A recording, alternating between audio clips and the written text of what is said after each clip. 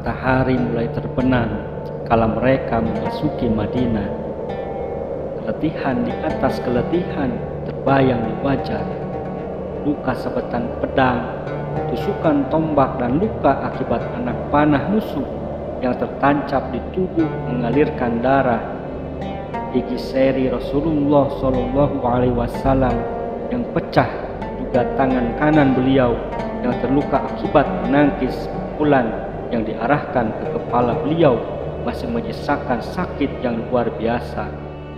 Kesedihan atas meninggalnya 70 sahabat menambah perihnya luka yang diderita kaum muslimin di perang Uhud itu. Belum cukup mata terpejam untuk istirahat dari kerasnya peperangan. Darah segar masih mengalir dari luka-luka yang terbalut perban. Tiba-tiba di keheningan pagi, Bilal mengumumkan bahwa musuh harus dikejar. Sang komandan mensyaratkan perintah bahwa yang ikut dengannya adalah orang-orang yang ikut dalam perang Uhud sebelumnya. Thalhah bin Ubaidillah menemui Rasulullah, memastikan keberangkatan. Ia mendapati beliau telah siap di atas pelana kudanya di depan pintu masjid, lengkap dengan topi baja yang menutupi seluruh wajah kecuali matanya. Tanpa pikir panjang, Thalhah segera berlari menuju kudanya dan segera menyiapkan diri.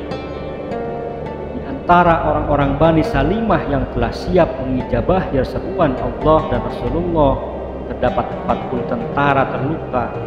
Bahkan di antara mereka ada yang mengalami lebih dari 10 luka tikam anak panah. Sungguh kekuatan jiwa mereka melebihi kekuatan tubuh mereka. Doa Rasulullah seketika keluar dari lisannya kala memeriksa barisan pasukan. Ya Allah, berkahilah Bani Salimah. Pasukan yang dipimpin langsung oleh Rasulullah itu berhenti di perang Hamra'ul Asad, kira-kira 8 mil dari Madinah, tidak jauh dari musuh di depan mereka yang telah berkemah selama beberapa waktu di Rauha. Para musuh menunggu waktu tepat untuk menghabisi muslimin hingga ke akarnya. Di Hamra'ul Asad, Rasulullah memerintahkan pasukannya untuk menyebar dan mengumpulkan kayu kering sebanyak-banyaknya. Setiap orang menumpuknya dalam tumpukan tersendiri. Ketika matahari terbenam, mereka dapat menyiapkan lebih dari 500 perapian dan menyalakannya ketika malam tiba. 3 hari mereka berada di Hamra'ul Asad, menghadang musuh dengan luka-luka yang masih menganga, rancang strategi yang membuat takut musuh. Nyala api yang sangat banyak yang terpencar di areal yang luas seolah-olah menunjukkan besarnya pasukan yang sedang berkemah di sana. Kesan ini tersampaikan kepada Abu Sufyan yang membuat dia dan juga kaumnya ciut nyali dan melarikan diri ke Mekah. Allah mengabadikan kisah ini dalam sebuah firman-Nya yang artinya, yaitu orang-orang yang mentaati perintah Allah dan Rasul-Nya sesudah mereka mendapatkan luka. Bagi orang-orang yang berbuat kebaikan dan bertakwa ada pahala yang besar, yaitu orang-orang yang jika ada yang mengatakan pada mereka, sesungguhnya manusia telah mengumpulkan pasukan untuk menyerang kalian, maka takutlah, keimanan mereka bertambah dan mereka menjawab, cukuplah Allah menjadi penolong kami dan dialah sebaik-baik pelindung.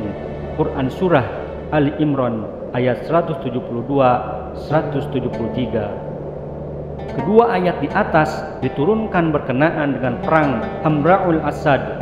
Walaupun tidak ada kontak fisik, keluarnya Rasulullah dan para sahabat untuk menghadang musuh dan menunjukkan bahwa mereka tidak gentar sedikit pun menghadapi Abu Sufyan dan pasukannya di Hamra'ul Asad dihitung sebagai sebuah peperangan, sebagaimana dikatakan oleh Ibnu Katsir dalam tafsir Quranul Azim. Hamra'ul Asad adalah kisah keberanian dan ketangguhan Rasulullah dan para sahabat mulia. Hamra'ul Asad menjadi saksi sebuah ketaatan tiada bandingnya. saksi atas cinta yang tiada pernah padam di berbagai keadaan, rasa sakit, keletihan, kepayahan, duka cita yang tak hanya dirasa oleh fisik, tapi juga membebani mental, tak membuat mereka abai ketika panggilan jihad dikumandangkan. Sungguh gambaran akan ketaatan yang membuat diri semakin kerdil jika dibandingkan dengan mereka.